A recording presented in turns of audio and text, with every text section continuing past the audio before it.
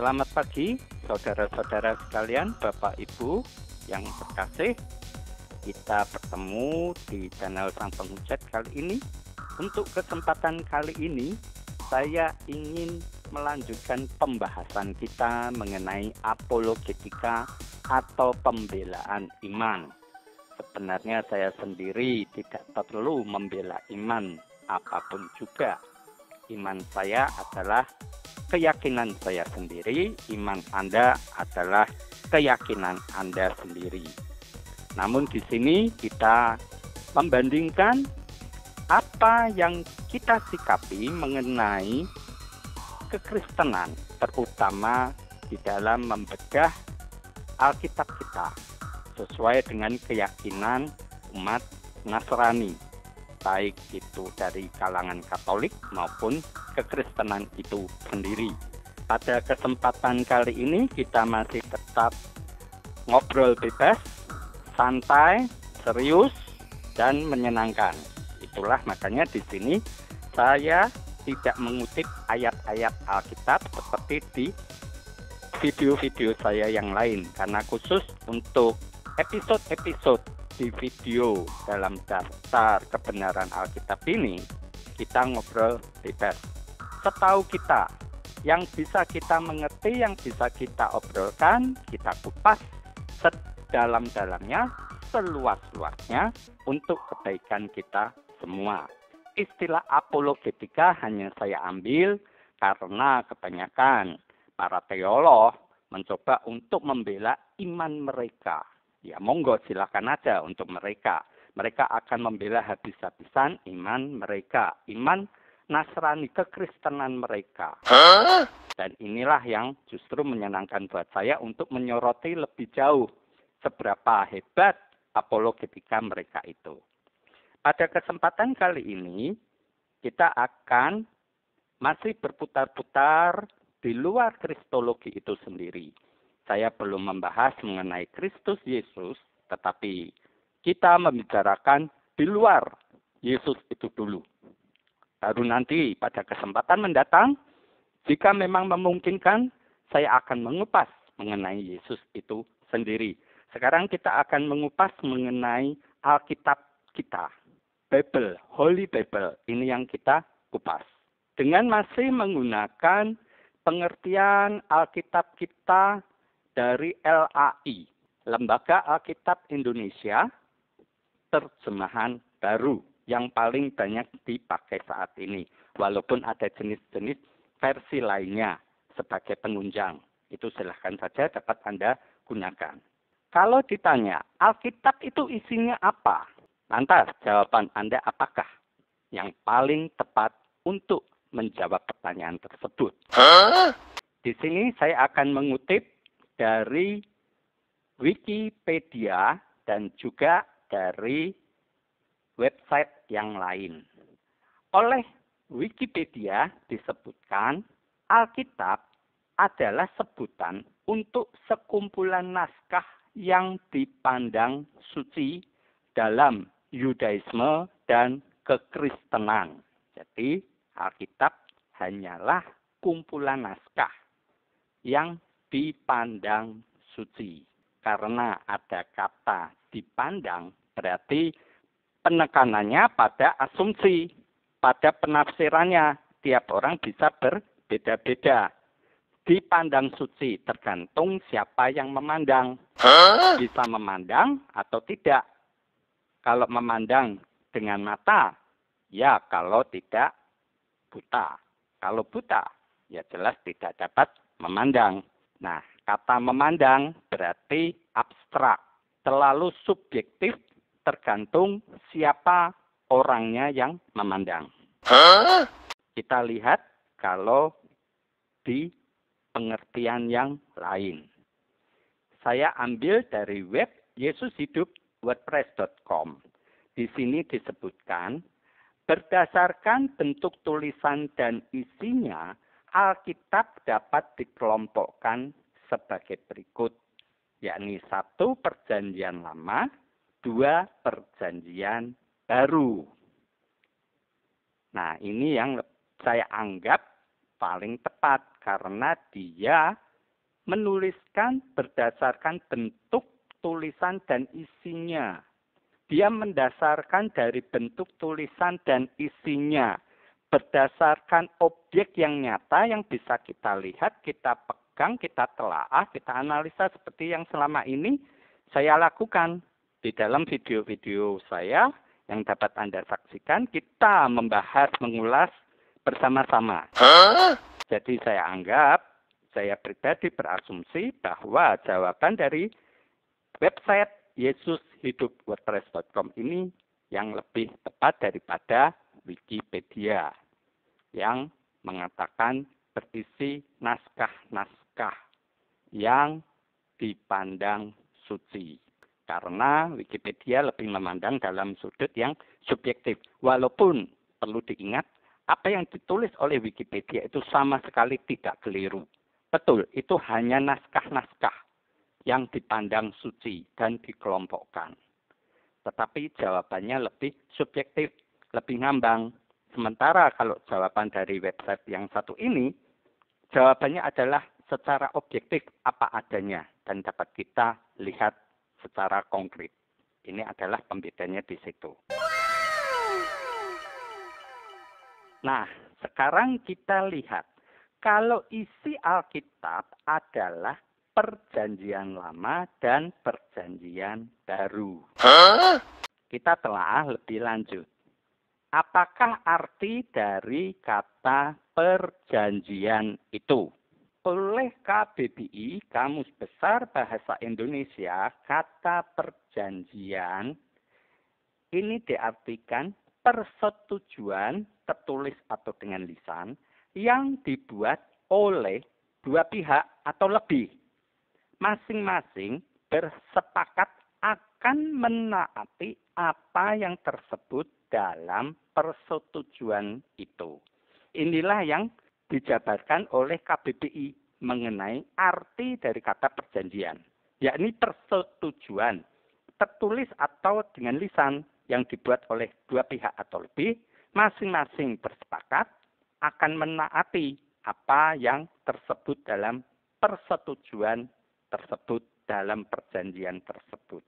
Nah, ini adalah dari KBBI. Sedangkan kalau kita lihat dari Wikipedia, perjanjian definisinya adalah merupakan kesepakatan yang memberikan akibat hukum. Ini adalah yang ditulis oleh Wikipedia. Sementara ada jabaran lain dari ahli hukum yang memberikan definisi mengenai perjanjian. Ini adalah ulasan dari Universitas Sumatera Utara yang bisa saya ambil melalui internet dan tertulis begini. Menurut pendapat yang banyak dianut, perjanjian adalah perbuatan hukum berdasarkan kata sepakat untuk menimbulkan suatu akibat hukum. Jadi jelas ya, bahwa perjanjian ini adalah kesepakatan dua pihak atau lebih untuk mentaati perjanjian tersebut, isi dari perjanjian tersebut, dan berakibat hukum. Ada hukum di situ. Ini yang sering kita dengar, sering dikhotbahkan oleh para teolog manapun. Ya, agama itu selalu membawa akibat hukum. Ini yang dijabarkan oleh terutama para pendeta, para evangelis, pengkhotbah. Bahwa apabila kita melanggar apa yang tertulis di Alkitab kita, efeknya adalah kita akan masuk neraka kalau kita tidak mematuhi perintah-perintah di Alkitab. Sementara kalau kita mentaati perintah-perintah di situ, ada perintahnya, ada larangannya. Kalaupun larangannya tidak kita lakukan, kita menjadi seorang yang menuruti apa yang dikatakan tertulis di Alkitab, maka kita akan mendapat ganjaran berupa surga. Inilah imbas berakibat dari hukum yang timbul karena adanya perjanjian. Oh no! Makanya Alkitab isinya adalah perjanjian, baik lama maupun baru. Perjanjian sendiri adalah kesepakatan yang berakibat hukum. Yang menjadi pertanyaan adalah, apakah Anda mengerti apa isi perjanjian tersebut? Jika di zaman sekarang ini, sejak kita lahir sampai sekarang usia Anda berapa, kita selalu disodori oleh segala macam perjanjian yang ada. Seperti paling mudahnya sejak kita lahir, data kita dicatat di dalam surat kelahiran. Akte kelahiran itu pun sudah merupakan satu bentuk pernyataan yang berakibat hukum. Imbas ada hukum di situ. Didaftarkan di catatan sipil.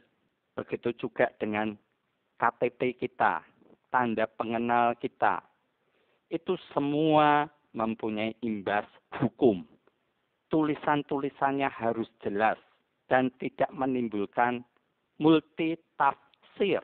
Sehingga setiap orang yang membaca pun ngerti. Seperti tadi, jika Anda lahir, di akta kelahiran Anda disebutkan lahir 28 Januari. Ya pastinya dapat dibuktikan bahwa Anda lahir tanggal 28 Januari. Tahun berapa? Jelas di situ. Begitu juga di KTP Anda. Semuanya legal karena berdasarkan hukum. Ada imbas hukum di situ. Namanya siapa? Paijo. Jelas di mana-mana Anda akan dipanggil Paijo. Bapak Paijo pasti Anda yang akan maju. Karena itulah nama Anda. Jelas, tegas, dan tidak multi tafsir. Sementara apa yang terjadi dengan Alkitab kita ini? Alkitab kita disebut perjanjian lama, perjanjian baru. Tetapi isinya, seperti yang disebutkan oleh Wikipedia tadi, sekumpulan naskah yang dipandang suci dalam Yudaisme dan kekristenan. Ini sangat-sangat subjektif, tidak objektif apa adanya, tidak bisa tegas dan jelas. Lebih lanjut, di Wikipedia tertulis, Alkitab kanonik. Ini adalah Alkitab yang sekarang ini, yang telah disusun semuanya terdiri dari 66 surat, 66 kitab. Bervariasi tergantung pada tradisi atau kelompok. Sejumlah kanon Alkitab telah berevolusi dengan isi yang tumpang tindih dan divergen. Perjanjian Lama Kristen bertumpang tindih dengan Alkitab Ibrani dan Septuaginta Yunani. Di sini kita bisa lihat bahwa Alkitab kita ini pun mengalami evolusi dan tumpang tindih. Oh no! Sedangkan kita diikat oleh perjanjian semacam itu. Kita harus sepakat. Berapa banyak sih dari Anda ketika Anda pergi ke bank, membuka rekening di bank, Anda menyetorkan uang Anda di bank, awal-awal Anda membaca perjanjian yang tertulis di lembar perjanjian kesepakatan membuka rekening baru? Saya sendiri tidak. Saya percaya isinya begitu banyak perjanjian itu. Kecil-kecil lagi. Sebetulnya kita harus membaca itu satu persatu. Karena kita bisa saja nantinya ditipu oleh pihak perbankan. Tetapi kita percaya, jika kita mencermati perjanjian ketika kita membuka rekening di bank itu, duit dari kita. Tapi kita membaca satu persatu dari isi perjanjian itu, jelas, tegas. Ada hukum yang di situ yang berlaku. Dan kita mau tidak mau mematuhinya. Namun, intinya adalah bahwa yang tertulis di situ adalah satu hal yang jelas. Berdasarkan bahasa yang kita mengerti. Jadi kita berani melakukan tanda tangan. Sama seperti di KTP kita. Di KTP kita tanda tangan. Nama siapa? Paijo, umur, tanggal lahir. Tempat tanggal lahir ada. Jelas. Di kotak ini tanggal sekian lahir. Jenis kelamin tertulis jelas. Anda tanda tangan.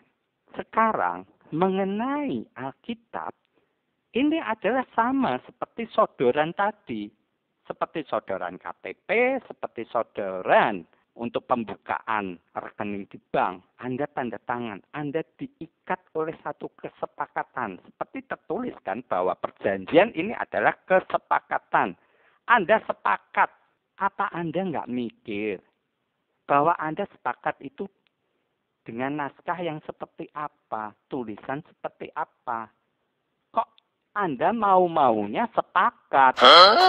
Dengan tulisan yang jelas, tegas, bisa kita mengerti aja, kita kadangkala bingung. Yang jelas-jelas tafsirnya hanya satu. Itu aja kita bisa kecolongan.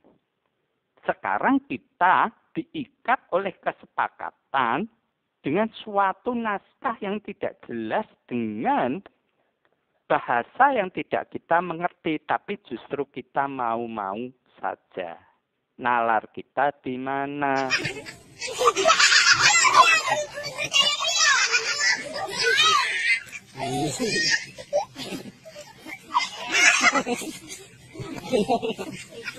Nalar Anda di mana kalau Anda menyetujui untuk sepakat? Jelas nggak apa yang saya katakan ini? Oleh Wikipedia diinformasikan begini. Berbagai kalangan Kristen menyikapi Alkitab secara berbeda. Kalangan Kristen, Katolik Roma, Anglikan, dan Ortodoks Timur menekankan harmoni serta arti penting Alkitab dan tradisi suci. Sementara kalangan Kristen Protestan berfokus pada konsep sola scriptura atau hanya Alkitab. Bayangkan ini. Hanya Alkitab. Dia tidak menggunakan yang lain. Bukan berarti di sini saya akan membela Katolik Roma, Anglikan, ataupun Ortodoks Timur. Bukan. Tetapi ini adalah sesuatu yang menurut saya keblinger.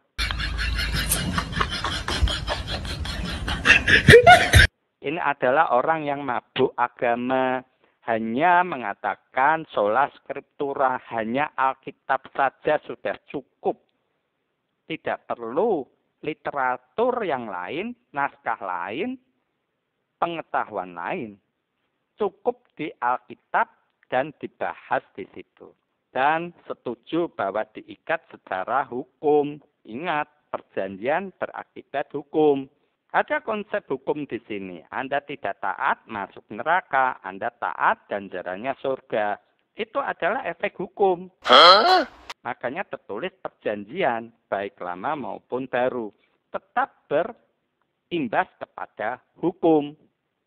Dan Anda mau-maunya diikat oleh semacam ini. Kesepakatan macam apa? Oh no! Anda tahu apa yang Anda sepakati ini? Ketika Anda mengikuti video-video yang saya tampilkan, Anda harus berpikir cerdas. Apakah Anda akan masih tetap sepakat dengan perjanjian ini? Itu celakanya. Lebih lanjut, oleh Wikipedia disebutkan begini. Kitab-kitab di Alkitab disusun secara semi-kronologis, bukan dari waktu turunnya wahyu. Digolongkan semi-kronologis karena beberapa kitab tidak diketahui jelas waktu penulisannya dan siapa sesungguhnya penulisnya.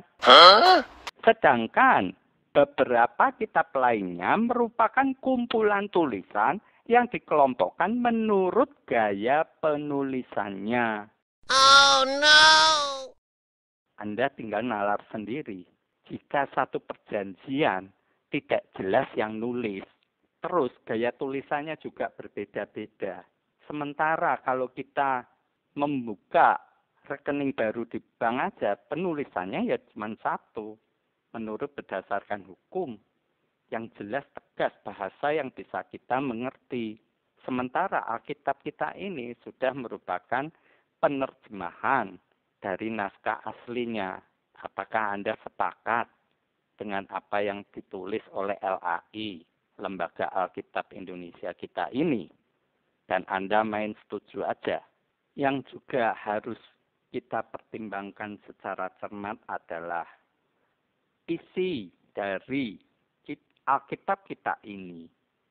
Ada juga yang berupa kalimat kiasan, pujian berupa syair, pantun, dan juga satu yang kita sebut sebagai nubuatan.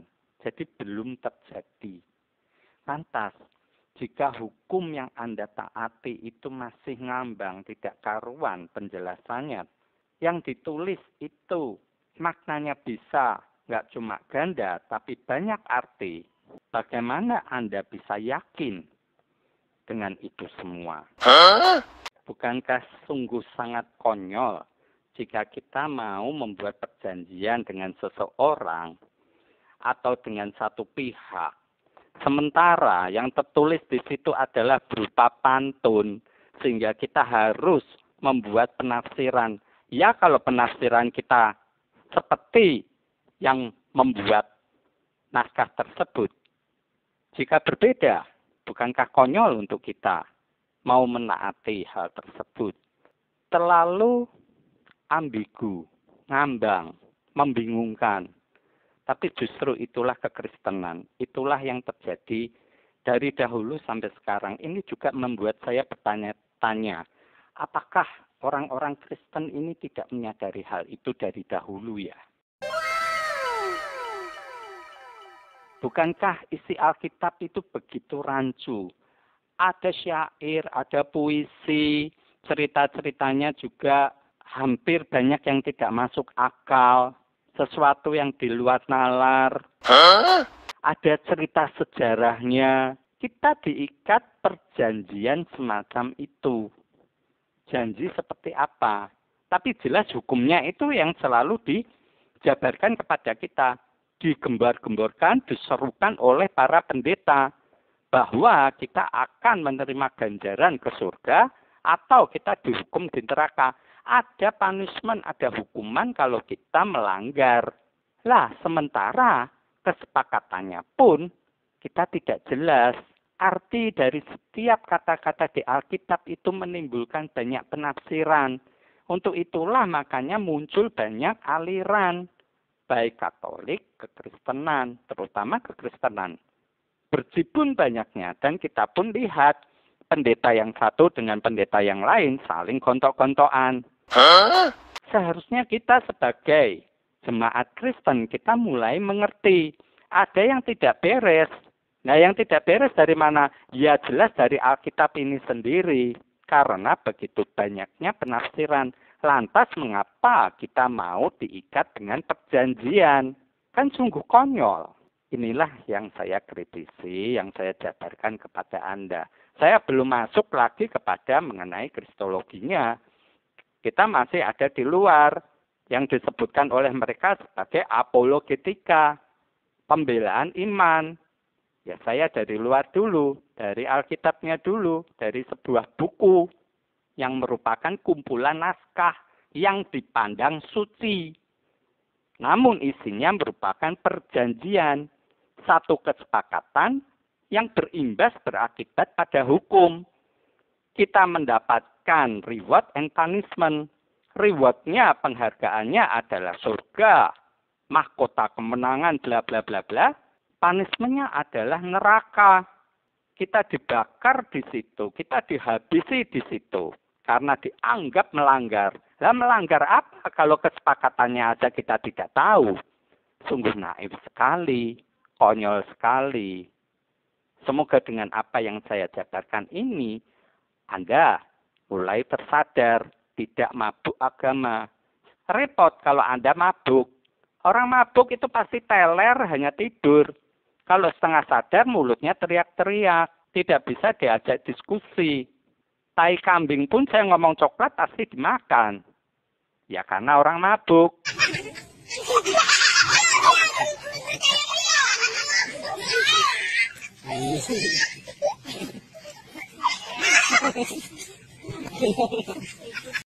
Semoga apa yang saya jabarkan di sini Anda telaah, Anda renungkan, dan akhirnya Anda cepat sadar dari mabuk Anda. Anggap aja tai kambing yang saya lolohkan kepada Anda ini memang tidak enak, tapi setidaknya dapat menghilangkan mabuk agama Anda. Itulah apa yang bisa saya jabarkan di episode kali ini.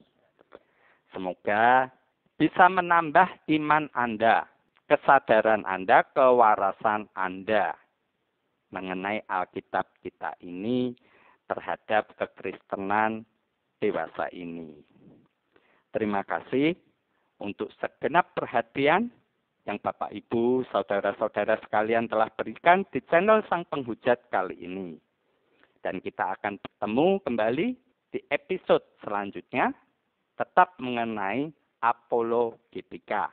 Kita akan membahas mengenai hal yang lain yang lebih mengasihkan, mungkin juga lebih konyol, tetapi setidaknya itu akan membuat kita lebih mengerti, lebih sadar. Terima kasih sekali lagi. Shalom.